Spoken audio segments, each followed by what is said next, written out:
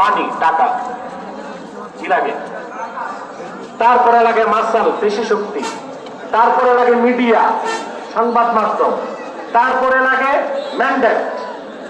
এই চারটা বেশি আছে আমেরিকার কাছে, তার জন্য তাকে আমরা বলি সুপার পাওয়ার। কিন্তু আমরা দেখেছি সুপার পাওয়ার মধ্য এশিয়ার আফগানিস্তানে যাদের মোল্লা বলা হয়, মোল্লাদের কাছে 19 বছর যুদ্ধ করে চরম পরাজিত হয়ে আটলান্টিক এবং প্রশান্ত মহাসাগর পাবিয়া পালাইছে। কি আছে মোল্লাদের কাছে? পাগড়ি আছে, জুব্বা, সালোয়ার, আর আছে AK-47, আর তো কিছু নাই। মোল্লাদের মূল শক্তি কি ছিল?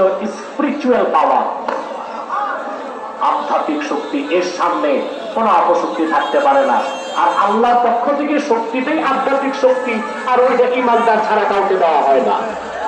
ইমান আনার পরে তাকওয়া যত বাড়বে, নিশ্চয়ই আপনার জয় বাড়বে, আর আপনার শক্তি ও সম্মান বাড়বে।